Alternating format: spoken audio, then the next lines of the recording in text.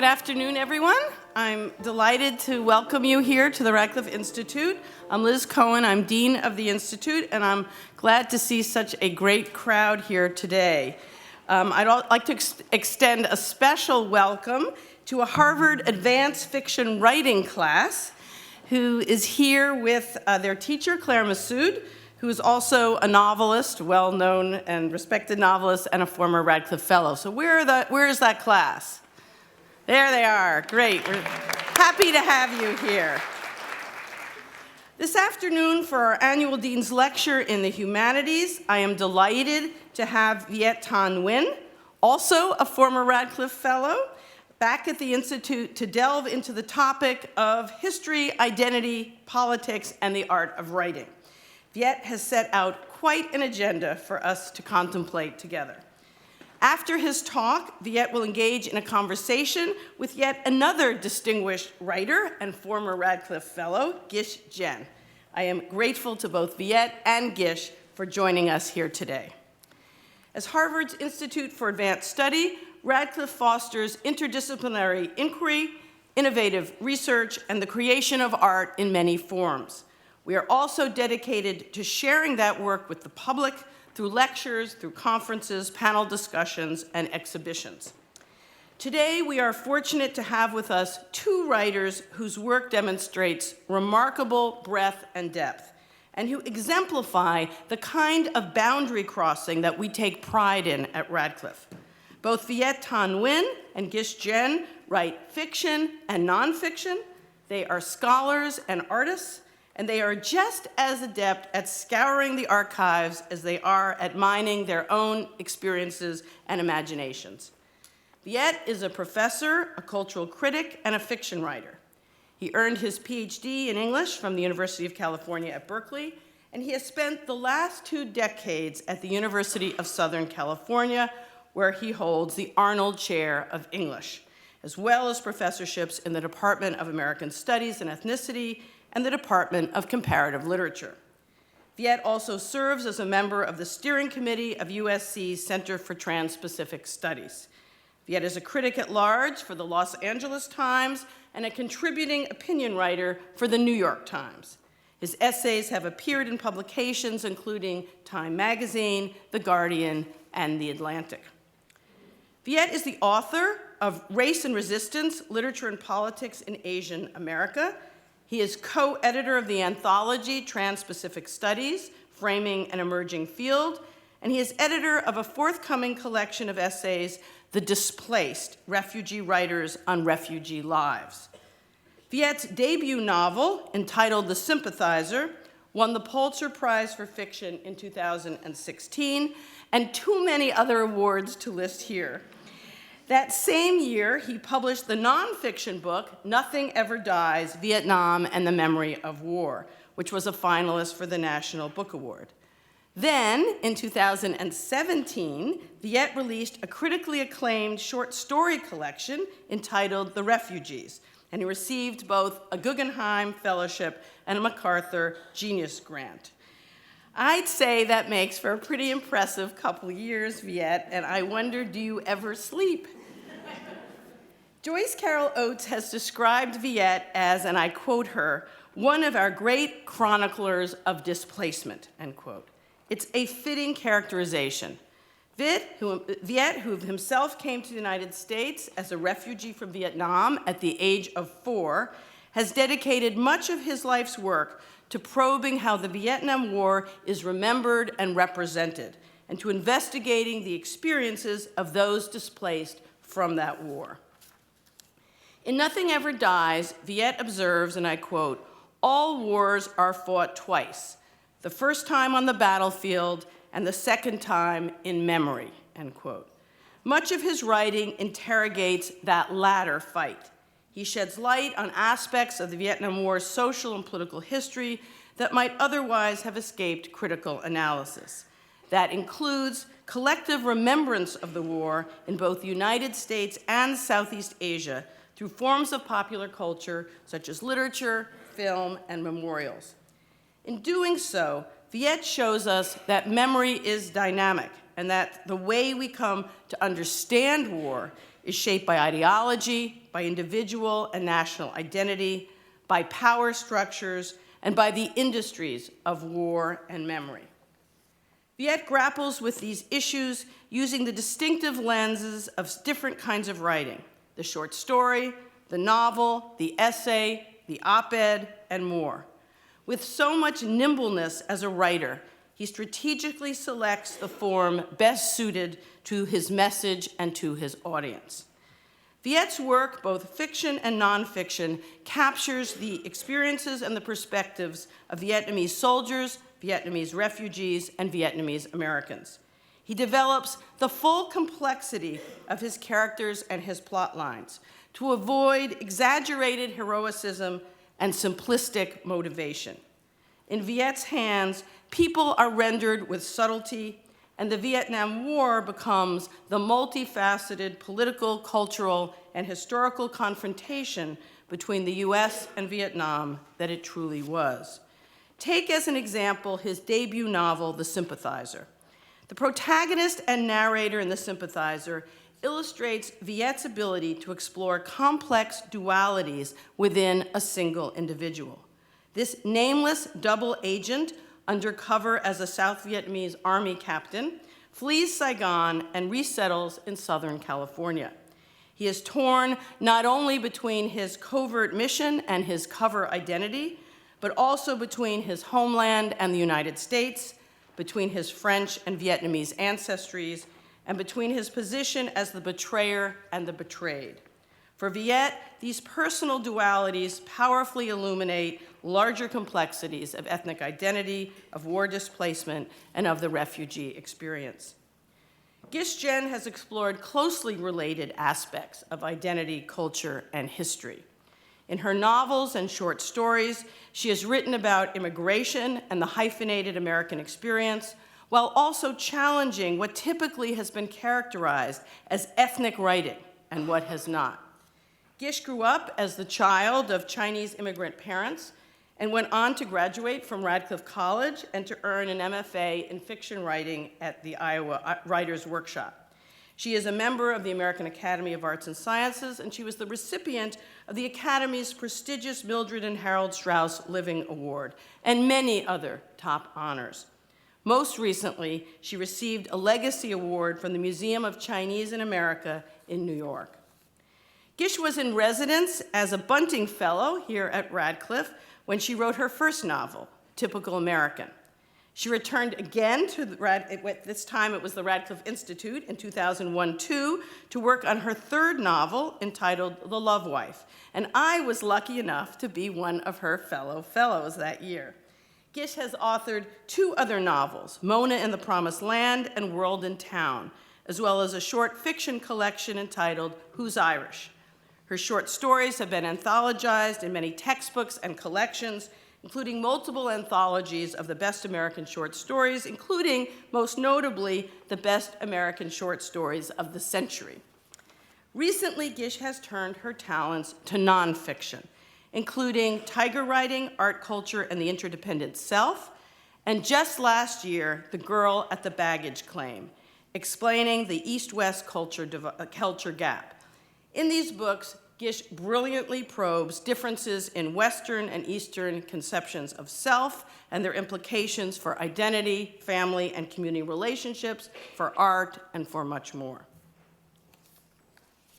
I am thrilled to have both Viet and Gish with us here today in dialogue with one another as two exceptional writers who focus our attention in a very nuanced way through both fiction and nonfiction on compelling issues of history, identity, politics, and the art of writing.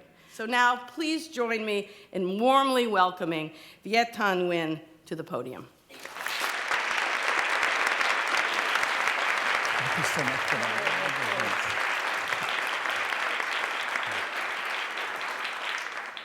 Thank you for that incredible introduction, Liz. Such an honor to be here and a real pleasure to be back here after having been a fellow here several years ago. Now, the most important thing I got to do, though, before everything starts, can't help it, I'm Asian. I'm not going to actually exhaustively talk about history, identity, politics, and so on. I'm really going to talk about, for just about 15 or 20 minutes, about how those things have intersected with writing and with my life, and how I've become a writer and a scholar who has tried to take all of those things and work with them simultaneously. And the reason why history, identity, and politics have been so important to me as a writer is not simply because I'm Asian, but because I'm a refugee. And the history of being a refugee and the impact of that experience on my family and my life has been something that has marked me indelibly from the moment that my memory has begun. And my memories began as a 4-year-old coming here to Fort Indiantown Gap, Pennsylvania, as a refugee with my parents, and being separated from my parents at 4 years of age and being sent to live with a white sponsor family. That was the way to get out of the refugee camp. And so that's when memory begins. And that's also when forgetting begins as well for me, because I spent much of my life trying to forget that experience of separation and of trauma and trying to forget what it meant to lose a country. And then as a writer and as a scholar, I've been trying to remember what those things mean for me. So I'll just start off with the couple of first paragraphs from this book, Nothing Ever Dies, and I will tell you a little bit about me and what I think of as my work. I was born in Vietnam, but made in America. I count myself among those Vietnamese dismayed by America's deeds, but tempted to believe in its words. I also count myself among those Americans who often do not know what to make of Vietnam and want to know what to make of it. Americans, as well as many people the world over, tend to mistake Vietnam with the war named in its honor, or dishonor, as the case may be. This confusion has no doubt led to some of my own uncertainty about what it means to be a man with two countries, as well as the inheritor of two revolutions. Today, the Vietnamese and American revolutions manufacture memories only to absolve the hardening of their arteries. For those of us who consider ourselves to be inheritors of one or both of these revolutions, we have to know how we make memories and how we forget them so that we can beat their hearts back to life. So for me, my journey into being someone who could write these past 3 books has been an intensely personal journey. It's certainly been a journey as a writer and as a scholar, but it's been as someone who has never been able to forget the questions of history, identity, and of politics, and how to try to bring all of those things together in the act of writing itself. And the reason why it's personal is because I was never at a time in my life when I wasn't being reminded of history and of difference in one way or another. So after we had settled in Harrisburg, Pennsylvania for about 3 years, my parents made the wonderful decision to move to California. And we settled in San Jose, California in 1978, and my parents opened perhaps the second Vietnamese grocery store in San Jose, California.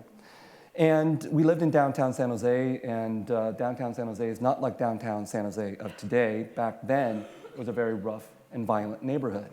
And I remember walking down the street from my parents' store and seeing a sign in another window that said, "Another American driven out of business by the Vietnamese." And I was perhaps 10 or 11 years old. And that was one of the things that I both remembered and forgot. I put that away in my memory for many years because I didn't know what to make out of that sign. And I've spent many years trying to make sense of what that sign meant. And that sign, as short as it was, contained an entire epic story about what America was, who belonged to this country, and the fact that Vietnamese people did not belong here. And not just Vietnamese people, but obviously it was a matter of fill in the blank. Another American driven out of business by fill in the blank, Chinese, Japanese, Koreans, and so on. Well, what happened was that the reason why my parents opened this grocery store in downtown San Jose was because no one else wanted to open a grocery store in downtown San Jose. In the 1970s and the 1980s, many of the businesses that were opened by Vietnamese refugees. And the city didn't care about downtown San Jose. Then something called Silicon Valley happened. And all of a sudden, tax money started to come in to San Jose, California. And in the early 1990s or in the early 2000s, San Jose City Hall thought, well, maybe we should transform San Jose downtown into something more worthy of the Silicon Valley. So they decided to build a new city hall. Where do you think they decided to put the new city hall? they built it right across the street from my parents' store. Now, in order to make that happen, City Hall had to dispossess many of these Vietnamese refugee shopkeepers, including my parents. And I thought, for many, many years afterwards, that what they did was to raise my parents' store and build a parking garage. And this was a store in which my parents had been working 12 to 14-hour days every day of the year, except for Christmas, Easter, and New Year's. This was a store in which my parents were shot on Christmas Eve. And to think that the city had erased this business where they had sacrificed themselves and had erased their legacy was very painful for me. So that for many years, whenever I would return to downtown San Jose, I would never actually go to this location. I would always drive around it. Well, then something else happened, which is that I won the Pulitzer Prize. So then City Hall thought it would be a great idea to invite me back, give me a commendation. And I thought, great, I'll take it. I always take every award that's given to me, but I'm going to tell this story. And so I finally went back to downtown San Jose, to this location where my parents had shed their blood and their tears. And I realized there was no parking garage there. There was a parking lot. And there's a line in the Sympathizer where I say, America's most original contribution to architecture is the parking lot. And I thought this was why I became a writer, right? It wasn't simply that we had been erased in some abstract way from American history, or that we'd been erased in an abstract way from Vietnamese history in Vietnam. We had been erased in very concrete ways in our own history here in this country, my parents. And as I was, growing up in San Jose in the 1980s, I knew that these stories and these erasures were enormously meaningful, but I didn't have a way to give articulation to them. So for example, I remember in the 1980s, there was something called the VCR, okay? And my parents got a VCR. And because they were working 12 to 14-hour days, they used a VCR as a way of babysitting me. So after I watched Star Wars a dozen times, I went out and I got a movie called Apocalypse Now. I was about 11 or 12 years old. I watched many inappropriate things when I was 11 or 12 years old on this VCR. So, and I was an American. I grew up feeling that in my parents' very Vietnamese household, I was an American spying on these Vietnamese people, right? And when I was outside in the American world, I was a Vietnamese spying on these Americans. So when I was watching the Apocalypse Now, I came to it as an American boy who loved American war movies and identified with American soldiers. And in this case, I identified with the American soldiers up until the point they started killing Vietnamese civilians. And then I was split in two. Later, I would go to a very elite high school in San Jose that was mostly white, except for a handful of us who were of Asian descent. And we would gather in a corner at lunch and call ourselves the Asian Invasion. At least it wasn't the Yellow Peril. It wasn't until I got to Berkeley and became instantly radicalized, literally the moment I set foot on campus, that I learned that there was something called Asian Americans. It's only a name, but it's an entire story, it's an entire narrative, and it totally transformed my sense of who I was and my place in American society and the possibilities of me being able to tell stories. One of the first books that I encountered when I stepped foot in the city of Berkeley was Amy Tan's Joy Luck Club. And then later, just a couple of years later, I found Typical American by Gish Jen. And these were momentous events in the life of someone who had called himself part of the Asian Invasion. No, we were Asian Americans. And this is what I mean by history, identity, politics, and the art of writing. To become a writer, I had to try to figure out not just how to write stories, but how to talk about history, identity, politics simultaneously. And the challenge was that these were not things that were being taught to us as budding writers. What was being taught to us was the art of writing and the beauty of literature. And there's no doubt that all those things are important. It's why I became an English major when I was at Berkeley. But there was no way that I thought that I could become a writer. There was no way that I thought I could become an English professor. I would have to go home and tell my parents who are working 12 to 14-hour days. Hey, Mom and Dad, I want to spend my life studying Jane Austen and the Romantics. Wasn't going to work. Wasn't going to work. So encountering Asian American literature and becoming an ethnic studies major as well were enormously crucial to my sense that writing stories could also include the history, the identity, the politics that was so fundamentally important to me and that had shaped me.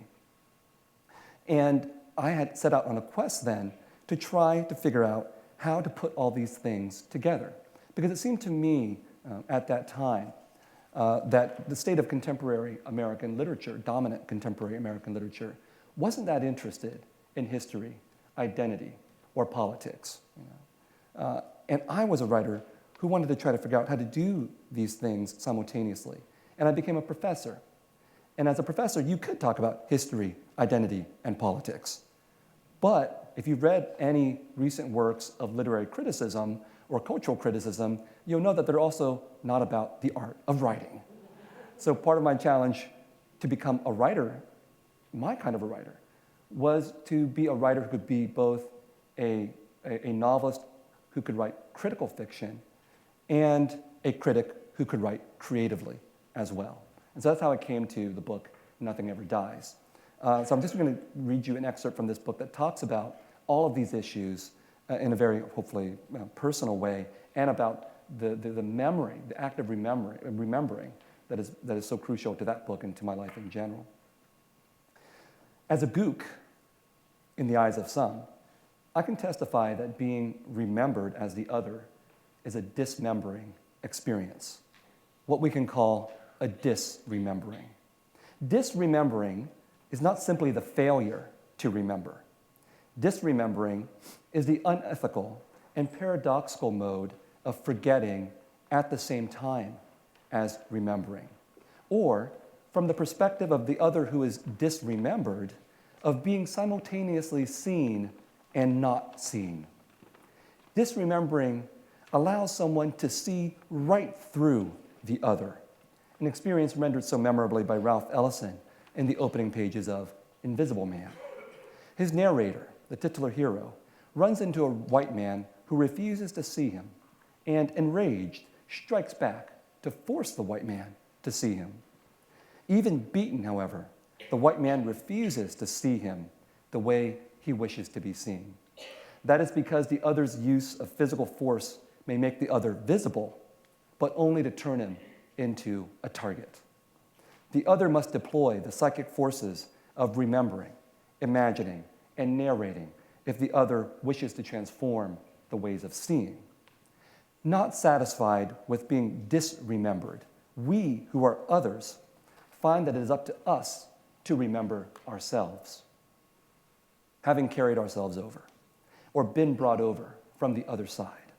We gooks, we goo-goos, we slopes, we dinks, we zipperheads, we slant eyes, we yellow ones, we brown ones, we Japs, we chinks, we ragheads, we sand niggers, we orientals, we who cannot be distinguished between ourselves because we all look alike. We know that the condition of our being and our self-representation is that we are both ourselves and others. We are never without identity and never without ideology, whether we like it or not, whether we acknowledge it or not.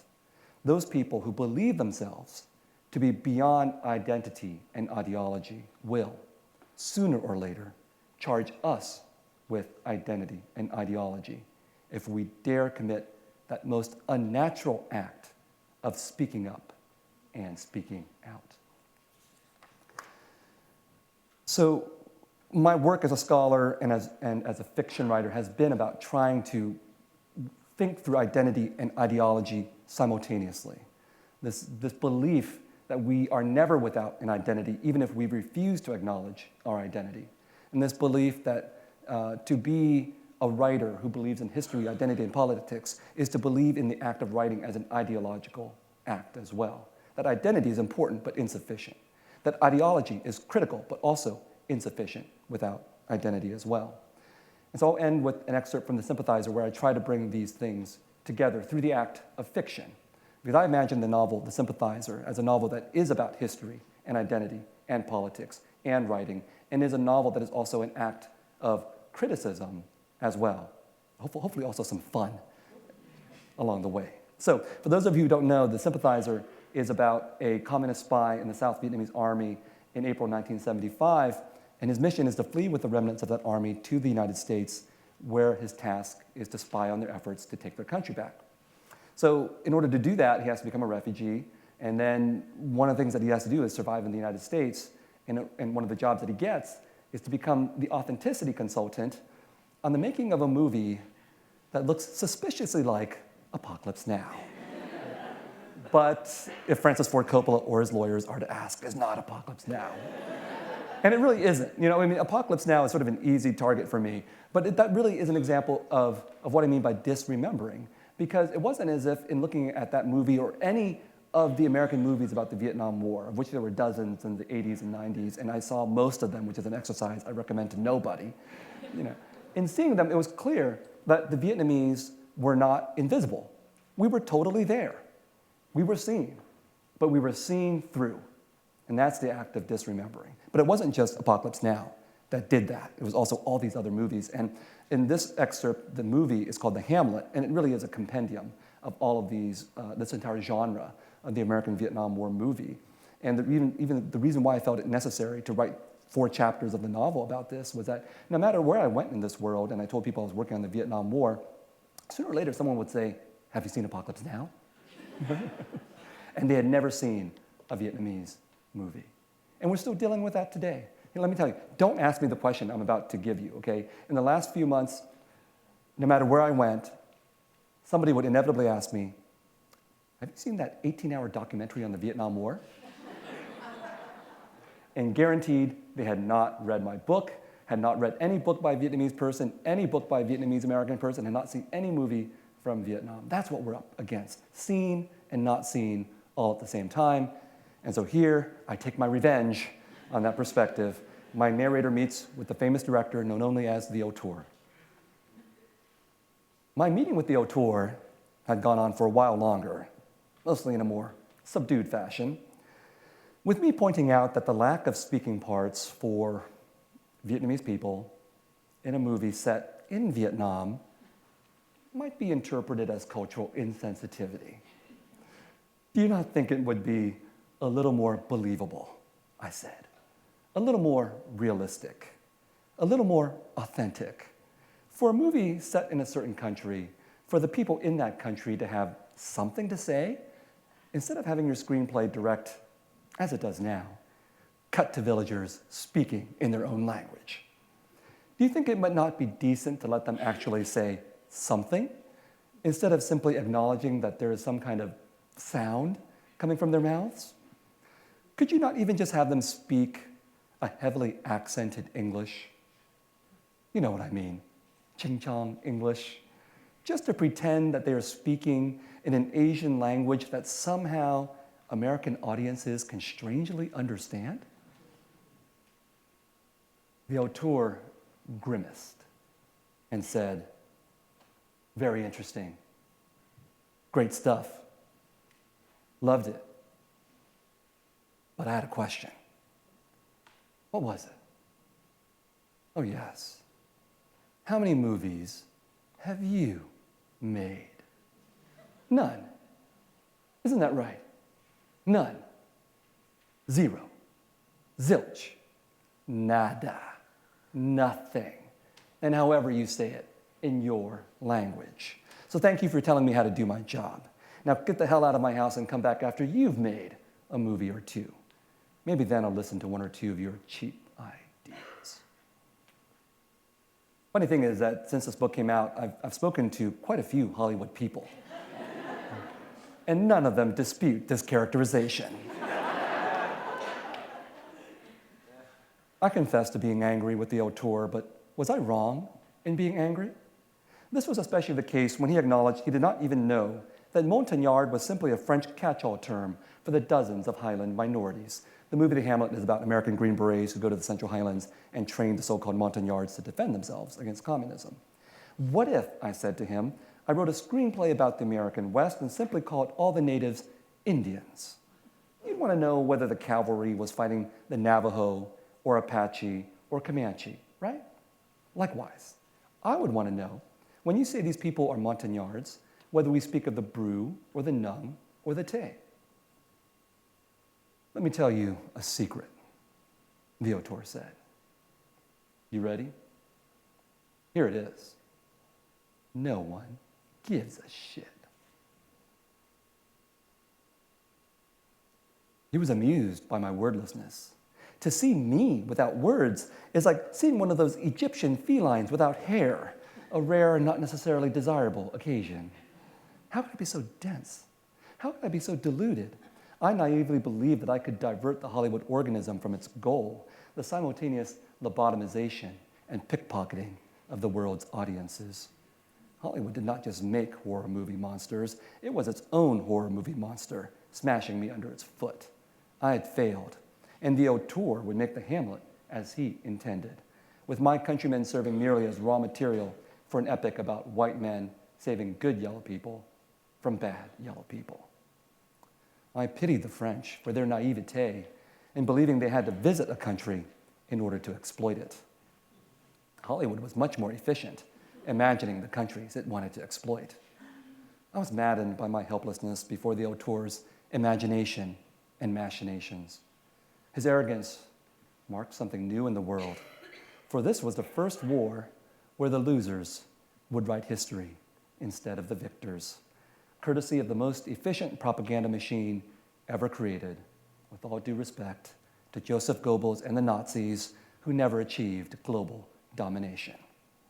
Hollywood's high priest understood innately the observation of Milton's Satan, that it was better to rule in hell than serve in heaven, better to be villain, loser, or anti-hero than virtuous extra, so long as one commanded the bright lights of center stage.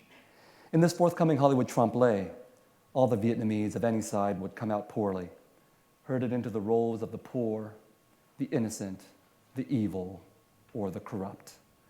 Our fate was not to be merely mute. We were to be struck dumb. Thank you.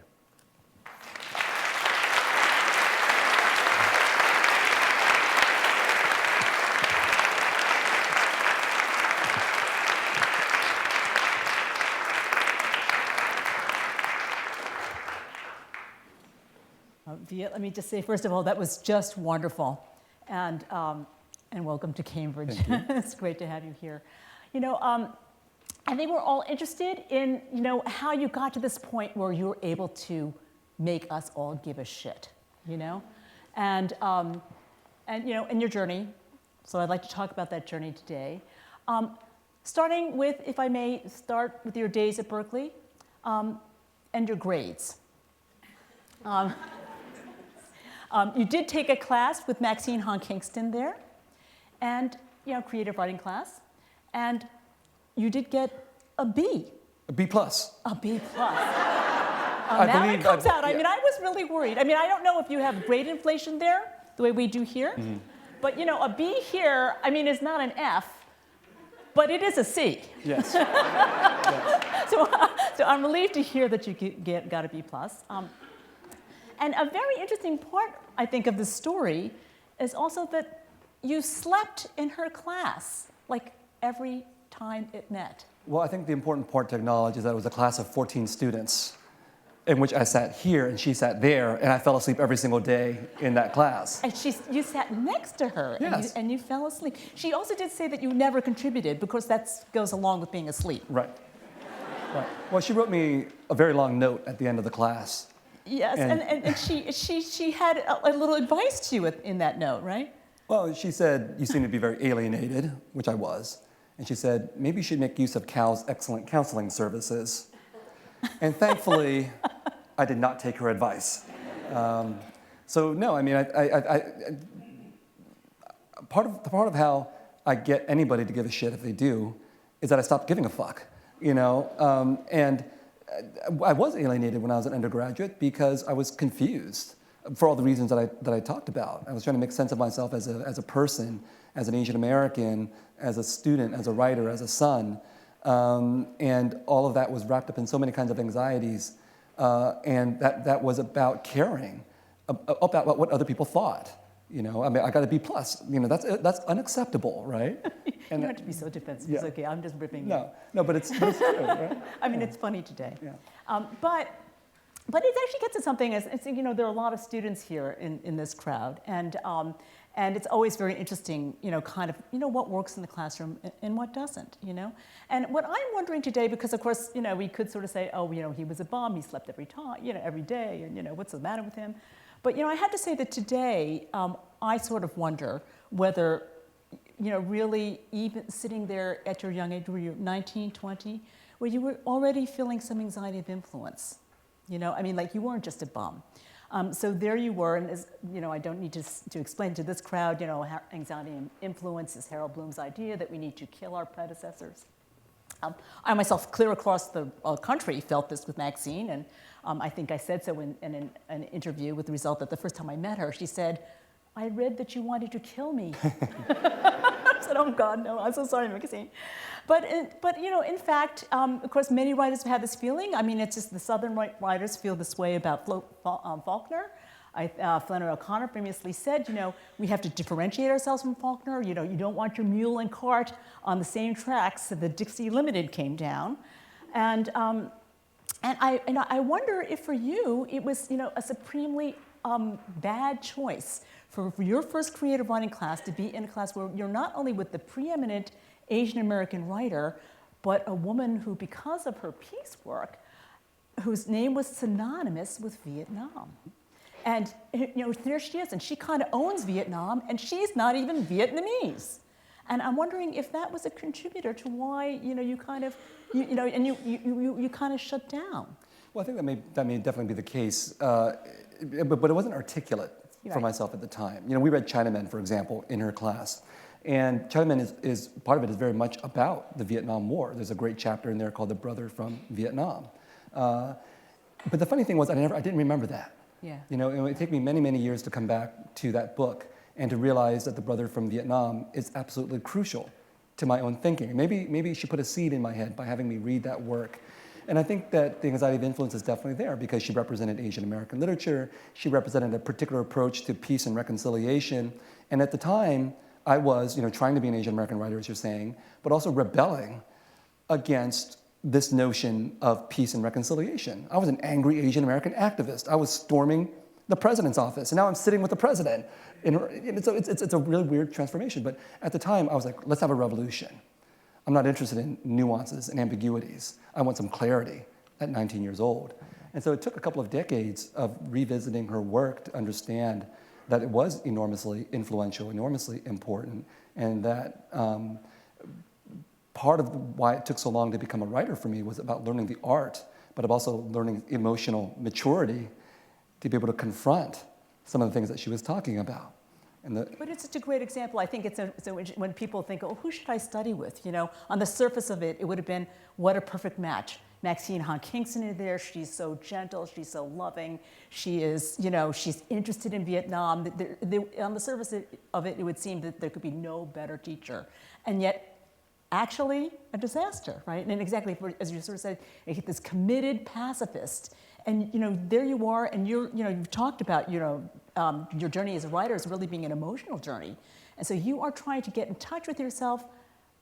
You have a lot of violence in you. Mm-hmm. And she is so adamantly anti-violence to this day that when she read your book in order to blurb it, she did give you the blurb, but without reading the violent parts, right? Yeah. The first time this has ever happened, of course, that a writer has blurbed a book without reading it. But I mean, so there you are. So in a funny kind of way, it is a perfect mismatch. Mm-hmm. So then you go on, and you do, of course, what I will say, many failed writers do, is you become an academic. It's always very funny how every year at Radcliffe, there is a number of fellows, you know, who applied to do such and such a project, but then they spend the year writing novels. But there you are, you become an academic, and like these many academics, you know, on the side, even though you're doing very well as an academic, you persist at this writing thing for 15, 17 years, writing the same short stories, right? The stories that we now see in The Refugees. You rewrote them for 15, 17 years. you go about it in a very rational way, right? You have an Excel spreadsheet. For the writers in the audience, this is not the recommended way. But you've got this spreadsheet. You're having no fun. Of course, I think you've said yourself that you don't do fun. Mm-hmm. No. I grew up in a very Vietnamese Catholic household. We don't know anything about fun. We don't know about sacrifice and torture, right? So that was perfect for being a writer. So you're kind of, you're having no fun, but you're sticking at it 15, 17 years, rewriting with your spreadsheet. And this goes on, and meanwhile your academic career is going on. And it seems like these two tracks are completely separate.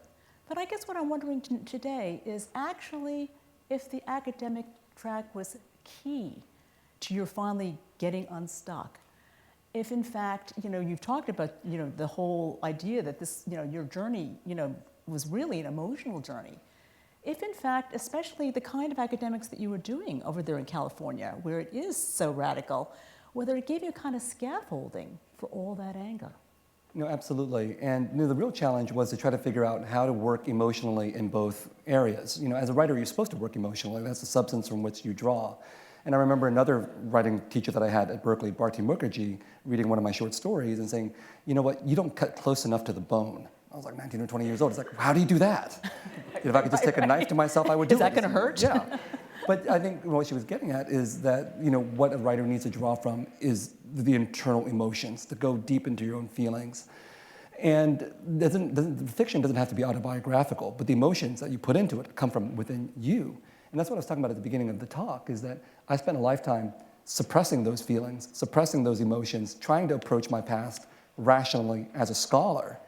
So that approach did have some benefits, because I couldn't have written The Sympathizer without all the rational work of going to Vietnam, Cambodia, Laos, thinking about the politics and ethics of memory and so on.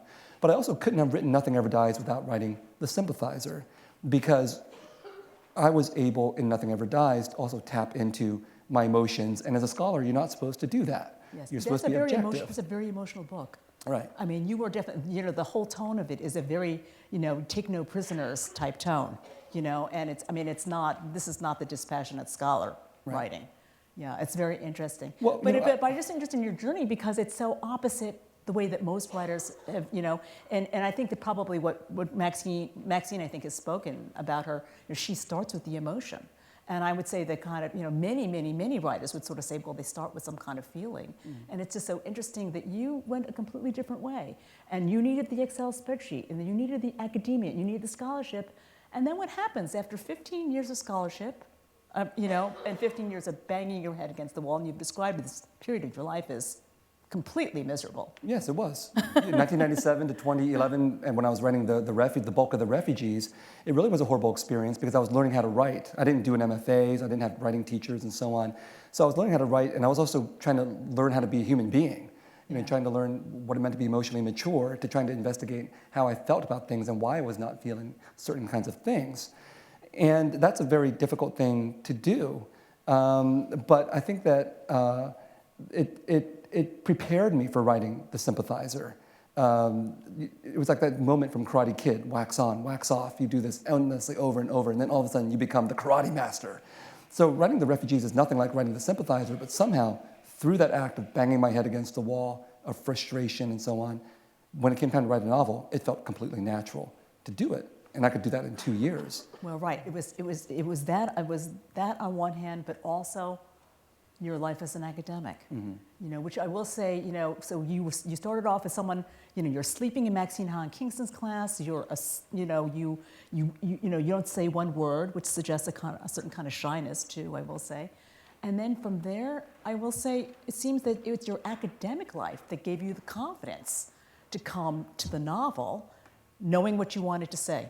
Well, let me just put it this way. I think that, one of the reasons why I did not go do an MFA was that I just didn't believe in how writing is taught in this country. And maybe it's a stereotype, but my understanding of contemporary American fiction, like I said at the beginning, is that it wasn't the kind of fiction that I wanted to write. It was a fiction that, prioritizes the intimate, the emotional, the realistic. And all those things are important kinds of aesthetic features, but they weren't necessarily what I wanted to do. I couldn't see how I could take those kinds of aesthetics and write a novel like The Sympathizer that wanted to be an angry, in-your-face novel about politics, and a novel that would leave some room for ambiguity, but would also make perfectly clear what my critique of ideology and revolution in America and Vietnam were all about. So yes, I had to become a scholar in order to write that kind of a book, because it's a very different kind of book than what might have been produced out of a conventional MFA program. Right. But I think what you're also saying is that what you and I told you, I think we agreed. He said, well, let's talk about your nonfiction. I said, no, we're not going to talk about my nonfiction if there isn't time. But I think what you are also saying is that in your heart, you knew that the American MFA program and approach was too individualistic for you. That it started from the South in a way which you understood was not going to work for you. Well, let me go back to the idea of the fact that I was both an English and an ethnic studies major as an undergraduate. English is great for reading books, and it's great for cultivating this idea of the individual literary talent and the romantic genius, and all that is important, right?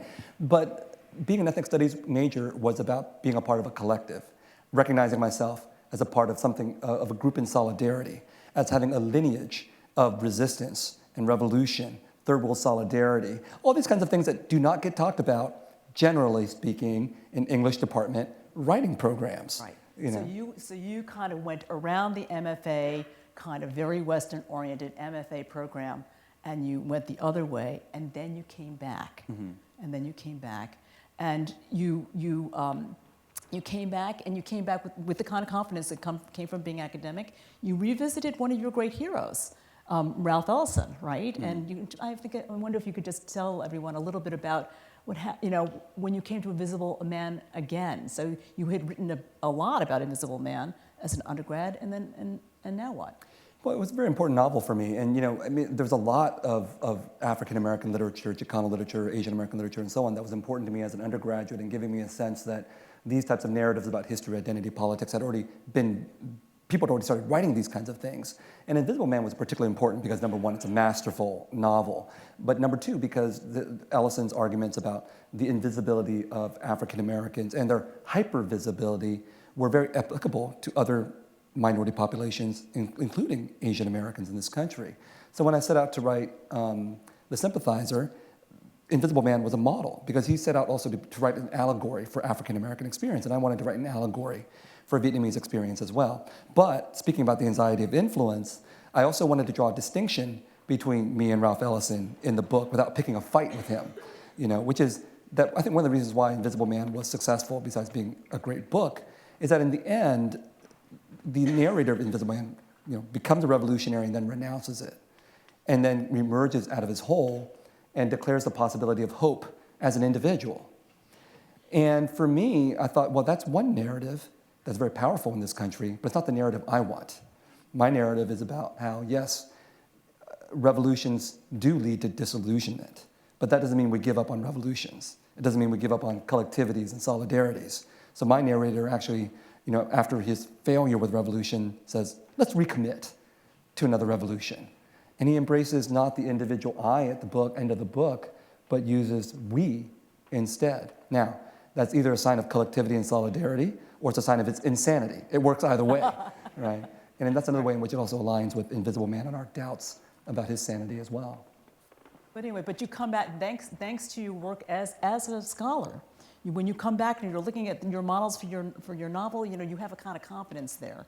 There's a way in which you know what you're going to do, right? You have some very interesting. It's very interesting what you pick for your models. Do you want to talk about that a little bit? Kind of the big novels that you were looking at when you were sitting down to read The Sympathizer. You've got the Saline, you've got The Grass. Right. Well, I was certainly looking for big novels that tackle the big questions in society and that were dealing with war and its fallout and the possibilities of reconciliation and so on. And so, for example, Celine's Journey to the End of the Night was really crucial because that was a landmark novel of French literature in the 1920s. And when I read it for the first time and getting ready for The Sympathizer, I saw that in the first 50 pages, it opens up in a Paris cafe during World War I, then moves to trench warfare, then goes to a French African colony, then crosses the Atlantic to Detroit, and goes back to France, all in 50 pages. And I thought, okay, if he can do that, I can try to do that. as well. So it was important to try to find these aspirational models, or Dostoevsky, Crime and Punishment, Brothers Karamazov and the interrogation scene in that. Antonio Lobo and Tunis, The Land at the End of the World, which no one apparently has ever read besides me. So that in part of what it is to be a writer is not just to like renounce influence, but also to acknowledge and to seek out influence as well. And so it's crucial to see that other people have been trying to do this and successfully done this work But before. what's so interesting is that none of those models are American. I didn't think that I was writing the great American novel. I thought I was writing the European version of the American novel. Because to me, that was much more interesting. For me, the great American novel, whatever that means, does typically mean something that's more realistic, something that affirms the American dream. And when I say that, I don't mean that it affirms the American dream in some kind of propagandistic fashion. I mean, these novels often talk about disillusionment and alienation and so on. But they still affirm sort of an American way of being. And I wanted to do something that was much more modernist, hopefully, and also something that was much more skeptical of this American way of being, this American idea. And I don't know, I mean, that's why I think that the novel, when we sent it out to publishers, was rejected by 13 out of 14 publishers. Yeah, well, we tell people about that because you did succeed in writing your book. I mean, let's not skip over that wonderful period though when you're writing, right? I think your academic career has given you the scaffolding. The emotion is coming up. I mean, it is coming up big, right? And there you are writing, and it's ecstatic, right? First you find your opening line. Maybe you could share with us what that was like and how long it took. Yeah, well, I mean, it's important to note that, I wrote The Sympathizer in 2 years, and it was an ecstatic experience for the most part, except for when I talked to my agent. And then I started worrying about, are we going to sell this novel or not? But it's never the highlight of anyone's life. Yeah. No, most writers think, I just got to get an agent. But then when you get the agent, there's a whole other set of anxieties. But, I spent a summer trying to find the opening line and the opening sequence of the novel, because I knew that would then set the tenor for the entire book. And that was when reading Antonio Lobo and Tunis's The Land at the End of the World was really crucial for me, because it's a novel about the Portuguese War in Angola, which is sort of similar to the Vietnam War for the Portuguese. But it's also a novel that is intensely about the voice and the style. And I knew in writing The Sympathizer that it was not just going to be a novel about the Vietnam War, it would be a novel about voice and style. Because my feeling was that I had to prove something. And I had to prove something not just about the Vietnam War. I didn't have just an argument to make about the Vietnam War. I had an argument to make about what it meant to be an Asian American writer. And that argument was, I can do it just as well as any other American writer. And I can demonstrate this through the language of the book. And when you're talking about anxiety of influence, if there's any anxiety of influence that's really evident in the book, it's in the very language of the book itself. I mean, it's possible the book is overwritten because I'm too anxious about trying to prove that I can master English and write just as good as any other American author. I mean, that to me was the very self-conscious moment of me working through what my anxieties were and what I was trying to both prove and reject. And this goes back to what you were saying earlier about never being able to forget that you're kind of in this context. It's a great luxury to be able to forget that context. And I will say that just as an aside, very similarly when I sat down to write Typical American, which was right here at Radcliffe, but also at a time when people did not believe that Asian Americans could write novels. I so deliberately adopted, you know what I mean? I mean, that novel just says, I am a novel in every line, because every single moment I was asked, isn't that immigrant autobiography? Do you know what I mean? I was like, no, it's a novel. And the same way you have an anxiety today, well, maybe I overwrote the voice as I'm struggling to say, I can do this. Today I think, well, I wonder if I kind of overdid the novelness of the novel because I was in reaction to something. But even the title, Typical American, when I encountered it, it was clearly a statement. Well, right? Typical American, native speaker, things like this. Yeah. We as Asian American writers are oftentimes worried about that anxiety of, do we belong or do we not belong? How do we assert our Americanness? And in The Sympathizer, because things like native speaker and typical American had come along, I didn't feel I needed to do that work. Right. So that I could do something else. I could write about from the perspective of someone who is not clearly an American, someone who is ambiguously Americanized, but who is also very clearly Vietnamese, and to assert that this was not just an American novel, but again, a European version of an American novel that took into consideration international politics. and the international arena, which is something that many Asian American writers before me and the generations before me might have been reluctant to do because they didn't want to be tainted with that association with the foreign. Yeah, and you so often call yourself a Vietnamese writer, which I find very interesting. I mean, it's, my generation, if you will, we are always very careful to say we're Asian American, we're Chinese American, but you often will refer to yourself as Vietnamese. Well, I think the whole dilemma in this, was through your generation. Whenever I would go see, I'm not that much older. Yeah. Let me just say though, when Typical American came out, it was a landmark because every time an Asian American novel came out, it was a landmark because they only came out like once a year, once every 2 or 3 years, right? I'm living in a moment where Asian American books are coming out every week, so I think there is a generational shift in that respect. Absolutely. Yeah, but I forget what we were talking about. Well, you're talking about. I don't remember what you're talking about. Yeah. Oh, the Vietnamese American writer part. Why you call yourself Vietnamese? Yeah.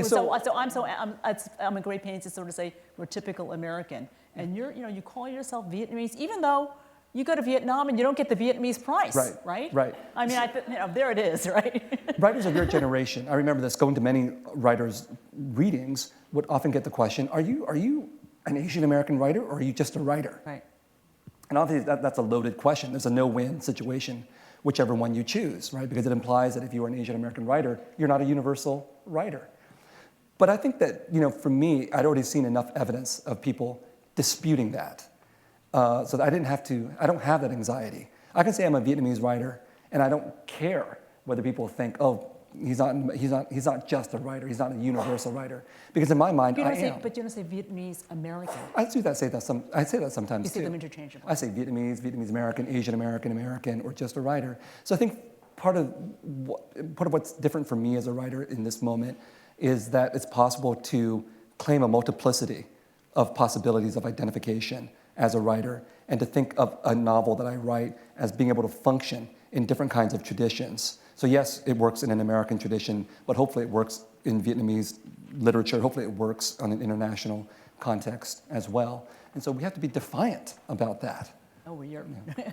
And so you are, anyway, so you write this novel, and it's written, as you have said, addressed, it's written by a Vietnamese writer, addressed the Vietnamese. Other people are allowed to eavesdrop, but fundamentally, to the degree that the white audience is included, the purpose of, they can eavesdrop, but the purpose is to show them their privileges, and assumptions, which they don't see, right? So it's very much in your face. So, so this novel is in your face, apocalypse now, loving white America, right? Right? Take that. Mm-hmm. And so lo and behold, you put up for auction, and what happens? Because it is in your face, white America, and well, I mean, buy most of the books. It was rejected by 13 out of 14 publishers. There you go. And I'll tell an anecdote, which is that I had higher hopes for the novel. Now, I knew in writing the novel that I was deliberately not doing what I was supposed to do as an Asian American writer, which is it's okay to talk about communist disillusionment and all that kind of stuff, but you have to end on a note of Americanization, all right? You have to end on an embrace of the American dream, explicitly or implicitly. And the novel does not do that. He does not go back to the United States. But just said, but we will live. Yeah, but where? Where is he going to go? As he heads off to America. But he doesn't head off to America. Oh, he's just getting on a boat. Yeah, he's getting on a boat. But yes, American audiences will assume, of course, he's going to the promised land, America. But it's never actually said in the novel. And there's a lot of very critical things that are being said about Americans in that book. But about anxiety of influence, while I was writing The Sympathizer, a novel called Orphan Master's Son came out by Adam Johnson in 2011 or 2012, and it won the Pulitzer Prize. So I read it, and I thought it was a very good book, but I thought it's a book about North Korea and a communist spy. So you can see why I was very concerned about this book.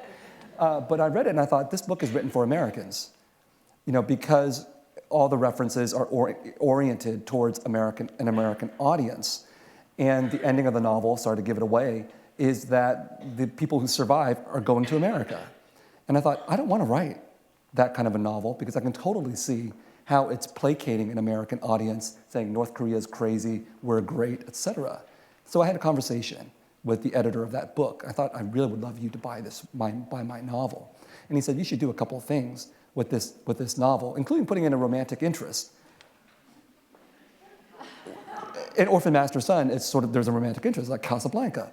And I said to him, I can't do that, you know, and lo and behold, he didn't buy the book. So that is what, I think that's what it means to challenge majority privilege. If you don't challenge majority privilege, if you don't force the majority to question themselves, they're much more likely to give you a very nice book deal. But if you do, I still I ended up being very lucky in getting a book deal. Wasn't that great of a book deal. And lo and behold, the editor who bought the book was not an American. He was English, right? And it turned out he was also mixed race. I didn't know that. So there was something, I think, about just the inherent power of majority privilege and identification that often makes it very difficult for the majority to see past their own assumptions and prejudices. Yeah, I will say that, you know, I've had a very, very lucky career in the publishing front, but I am convinced that's because I am a Knopf. Knopf is headed by Sonny Mehta, who is, you know, an Indian American, Indian British really, but he's not American either. But anyways, but lo and behold, so you've had this, you wrote this angry book. It was in your face. It's not written for Americans. You refuse to conform to the American standards, and you win the Pulitzer Prize. So now what, right? I mean, it's kind of a disaster, right? Well, well, it sort of makes up for the fact that I didn't get into Harvard and my brother did, you know, so. You would imagine one person getting into Harvard for a family is enough, but it's not for an Asian family. You know, both of them got to go to Harvard. But you know, it was funny because after I got the Pulitzer Prize and I learned about it actually here in Cambridge, you know, I didn't tell my parents. It actually literally never occurred to me to tell my parents because I thought that'd just be bragging. But a couple of days later, my dad calls me on the road and he said, "Hey, the relatives in Vietnam called. You won the Pulitzer Prize." But I don't know.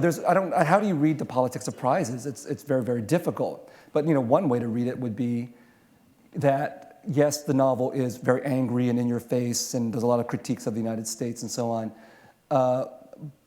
But giving it the Pulitzer Prize legitimates American culture as well. You know, we're in America that allows writers to write these kinds of things. We love it. We love Actually, it. we love the angry young man. We love the in-your-face, self-righteous anger. You know, we actually love that. We don't love it commercially, but we love it, you know, in the literary world. Right. But you look at some of the, you know, the writers of color who've won the Pulitzer over the last few decades. We're talking about Toni Morrison, Junot Díaz, Jhumpa Lahiri, me. 3 out of 4 are fairly political writers who are very critical of different aspects of American culture. You know, so that there is a certain kind of genre of the writer of color. There is a kind of genre, Right. And it's interesting to hear you acknowledge that there is a kind of genre.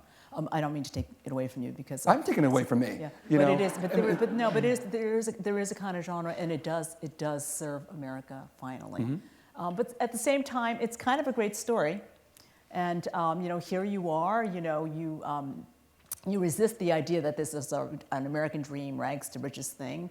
So then you have to hear from Terry Gross, you know, like, I'm a refugee, this is not a rags to riches story, it is not, is it not? And she says, yeah, but your brother did go to Harvard and Stanford Medical School, and you did win the Pulitzer. And here you are now kind of having a great life, right? I mean, you've got this wonderful son. You have a wonderful new project that involves a lot of research in Paris. Many would say that's pretty nice. And you want to talk a little bit about your new project? Well, yeah, I mean, it's the I'm so sorry, you do have to kind of wind the up. sequel to the Sympathizer, and it's set in Paris of the 1980s. And it confronts the fact that, you know, my narrator is half Vietnamese, half French, and I wanted to talk about the French side of colonialism and the fact that, you know, for the French, what they did in Indochina is something they've basically completely forgotten and romanticized. And so it's interesting being a Vietnamese American writer because at least here in the United States, Americans have confronted their past in the Vietnam War. Now, we can debate how well they've done that, but they have confronted it. But that's both an opportunity and a trap. So I knew as a Vietnamese American writer that if I wrote a novel about the Vietnam War, there would be interest in that, right? But that's a trap too, because that's our only way of entering the American conversation as Vietnamese Americans is to play on American guilt, right? But so could I write a novel about the Vietnam War that was not simply about being Vietnamese, but was also a critique of American culture as well. That was one of the challenges. So now the problem is with writing another novel, the issue is, do I stop writing about Vietnam and the Vietnam War simply because it will simply reinforce my status as a Vietnamese and Vietnamese American writer? Or do I attempt again, as with the Sympathizer, to write a novel on my own terms that is, yes, about Vietnam, but is also about reimagining what that means for the Americans, the Vietnamese, and the French. So that's what's hopefully going to happen in the novel. Yeah, I think the truth of the matter is that every writer has some kind of donné with which they must grapple. And the question is not, what did you do with it, right? What did you do with it? But I don't think there's getting away from the donné. But in any case, I just have one more question. Since, I know everyone's very hyped up about the time. But just one more question, and that, and that is, since we're here at Radcliffe, I wonder if you could say just a word about your Radcliffe year and how it contributed or didn't. Oh, it was a great year. I got very lucky to get the Radcliffe Fellowship, and the fellowship was for me to work on Nothing Ever Dies. And so, of course, what do? I don't work on Nothing Ever Dies. I'm sorry. But, what I did was I spent most of my time writing The Refugees. But I also spent a lot of time thinking about the book that would become Nothing Ever Dies and doing a lot of reading for that. And eventually I did write that book 6 years later. So the Radcliffe Fellowship and other fellowships that I've gotten were absolutely crucial because what they do is they provide time and space where the crucial work of thinking is allowed to happen. And unfortunately, you can't legislate that. You can sort of plan for it. I'm gonna finish this book within a year. We say that in our applications, even though realistically we know that's probably not going to happen. But we need that year of freedom. Oh, you did it. You did it. Well, that's great. You probably got an A in every class you ever took.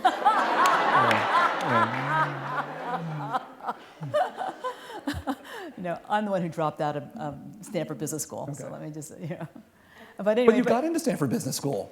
Of course. Got into Harvard Business School as well. Wow. Just that kind of irritating I was rejected by every college I applied to except one. So. Doesn't matter. You only need one. But anyway, so you had a good year in Radcliffe, and here you are back. And I think on that note, it's time to take questions. Jim Haber was one of the Radcliffe Fellows of my year, too. Yeah. You know him as well. So as a Vietnamese writer, I guess it would be interesting if you talked about your reception by the Vietnamese government and by Vietnam in general. Well, the Refugees was translated into Vietnamese, and the interesting thing was that the censorship mechanism removed an entire short story from the book, War Years, which was the only autobiographical story I'd ever written. The overseas Vietnamese edition will have War Years in it.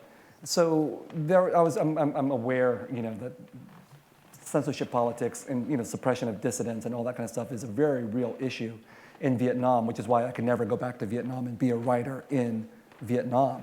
The Sympathizer, when we sold the rights to another Vietnamese publisher, I thought, why would they buy this book? Because how do you translate this book into Vietnam? The last quarter of the novel is a very serious critique of Vietnamese communism. They'd have to cut out the entire quarter. You can cut out a short story from a short story collection and it can still work, but you can't cut out a quarter of the novel and make it happen. So I don't know. I really don't know whether the translation will ever be allowed and whether the government will allow it to be published in an uncensored manner. Hi, I'm a high school teacher and I taught the Sympathizer last year to 11th and 12th graders, and it was a wonderful experience. And one of the things that we talked about as we were discussing the book was the role of gender.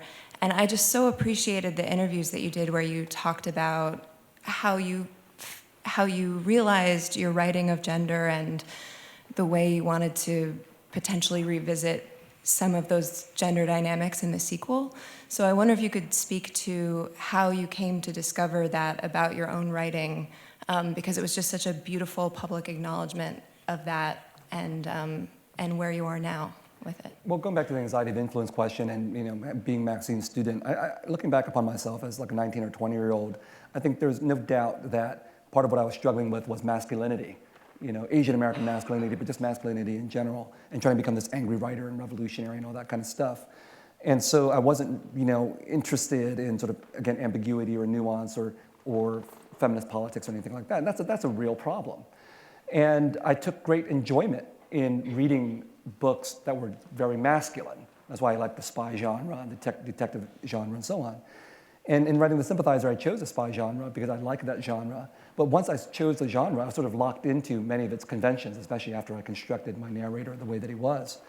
But I didn't feel that I was locked in when I was writing the book. I just felt pleasure. And at a certain point, after having constructed a character who is an alcoholic and a womanizer and a very masculine person, about 2/3 of the way through the book, I also realized he's a misogynist. He enjoys his pleasure of women too much, and perhaps he does because I enjoy it too much. And at that point, it was not possible to reconstruct the novel in a feminist fashion. But I had to think about how to work out the gender dynamics in the frame of the novel. And that's why the last third of the novel turns out the way it does, which is not only about an interrogation of himself, literally, but also about how that interrogation pivots on the treatment and the spectacle of women. Even so, that's still problematic, of course, because how do you're caught in this issue of acknowledging that sexual exploitation and rape and sexual violence have always been a part of war. But how do you talk about it without exploiting it? But if you don't show it, how do you talk about it? And so the end of the novel can be read in different ways, whether it successfully tries to depict that or whether it simply continues to reinforce that exploitation. I don't know. But again, that was one of the reasons why I felt like I needed to write a sequel, not only to talk about what happens to a revolutionary who's been destroyed and how he rebuilds himself, but what happens to a man who's forced to confront his own masculinity as well. Thank you very much.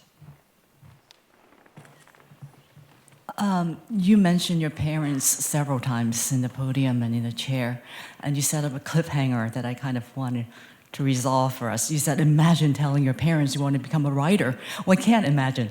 So how did you tell them or ask them, what did they expect you to become? And how did they react? Well, I never told them I wanted to become a writer. I told them instead, I'll become a professor, and I'm going to get a doctorate in English. And fortunately, I had Vietnamese parents who were liberal in just one respect, and that was around education. And they said, okay, it's not as good as a medical doctorate like your brother, but it's still a doctorate. Now all you have to do is get a job. And so literally, I thought of my academic work as my day job. And my fantasy life, what I really wanted to do was to become a writer. So that was how I held off my parents for a long time. It's like, the fact that my parents are devoutly Catholic, they don't know I'm an atheist. I don't go home and tell them, I'm an atheist, Mom and Dad. That was my way of negotiating these dynamics with my parents. Thank you. If you could please identify yourself. Sure. My name is Dan. As a second-generation Vietnamese American, I have to ask, will you think the role of memory will change or be different between the first generation and second generation in how subsequent generations will relate to the fading memory of the war?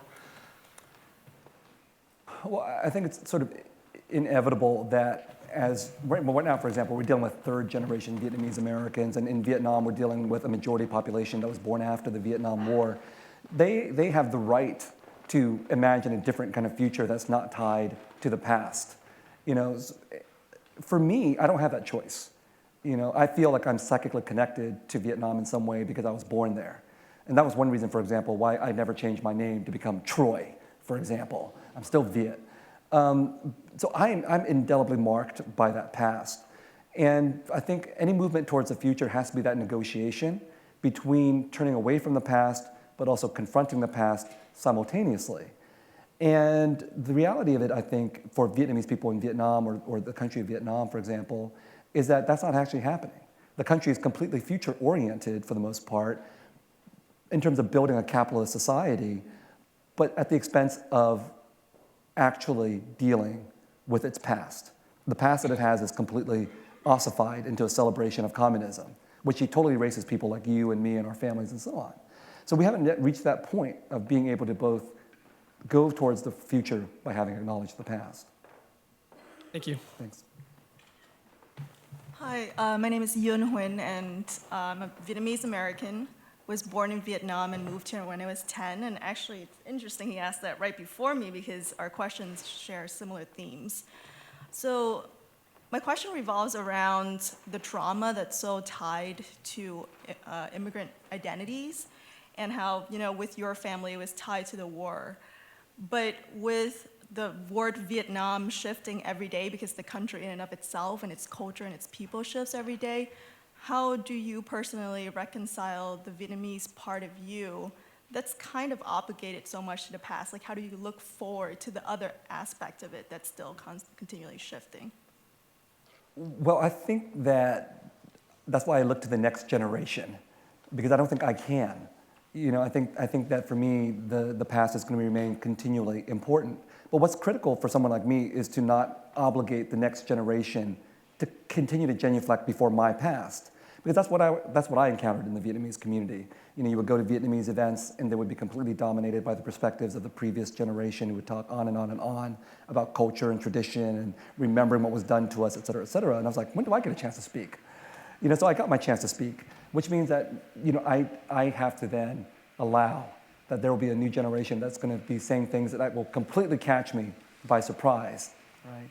And that's necessary. That's absolutely crucial. But also in my own work, I think that's why I think that it's important to write fiction that both addresses the Vietnam War, for example, but tries to shift our understanding of that as well, so we're not stuck in the same definitions of the past. Thank you. Hi, my name is Dolores Johnson. I write essays on mixed race. My father's black, my mother's white, and I have a manuscript which is a multi-generational memoir on sort of the evolution of mixed race placement in America that was turned down by your editor. I'm sorry. But he told me that it was too soft. And so my question is, how did you get in touch with the anger and get it on the page so that you could let it rip? How did you get in touch with that? Well, the anger was actually always there. The essay that I gave to get into Maxine on Kingston's class, for example, was about being Asian in America, and it was really angry. And then what happened was I became a professional academic, and you can't be angry as an academic. It's not going to work. You got to tamp things down, keep things under control. And what I also recognized in reading a lot of, for example, Asian American literature was that there was not a lot of anger there. And I think people had tamped it down. They recognized that it would be easier to function as Asian Americans in American society if they directed the anger inwards towards their family, for example, or towards whatever their community happens to be. And so it was liberating for me to think that it was crucial to not only do that work, which is necessary. You have to be angry at wherever the trauma comes from, even if it comes within your own family or your own community. But you have to be angry at the external forces that have led to that situation as well.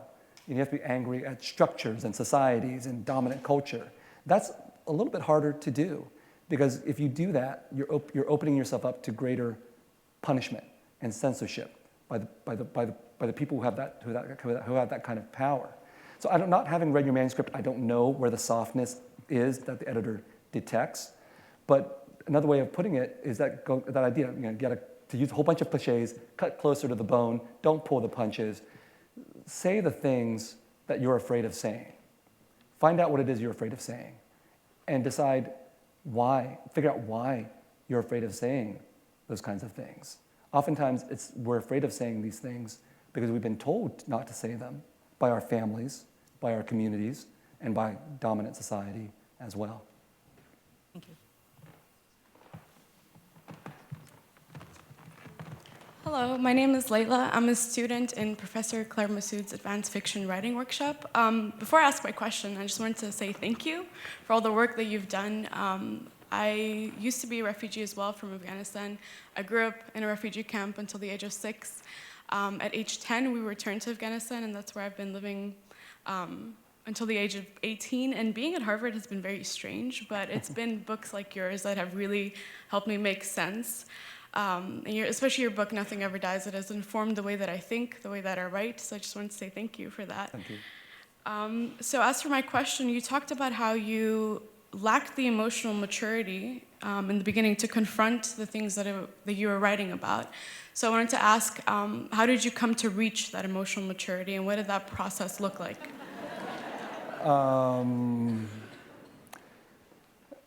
I mean, there's many ways that happened, but for example, when I was your age and trying to be a writer and everything like that, yes, I believed that I wanted to be a writer because of the beauty of the art and everything, but I also wanted to be a writer because I wanted to be famous. Wouldn't it be cool to be a writer? And I don't know exactly what that meant. But after 20 years of struggling to become a writer and confronting failure and everything like that, which was a very discouraging experience, the positive outcome of that is that it boiled away all the unimportant things, prizes, vanities, success, all that kind of stuff, publications, and left me with the importance of simply the act of writing itself. So after writing The Refugees for 17 years, for example, I thought, I can let that go. If that book never sees the light of day, I'll actually be okay with it because it taught me how to write The Sympathizer. And that was emotional maturity because it was about, part of the emotional maturity is hopefully being able to divorce oneself for a while from the contaminations of the world, even if one has to return to them eventually. The other emotional maturity was, getting married and having a child and becoming a father, all that kind of really personal stuff that brought me outside of myself, that made me think about others. And I think that is one kind of emotional maturity, and it's completely related to the task of writing that I set for myself, which is about writing about others. Thank you. Thank you. Well, that was a fabulous conversation. Thank you.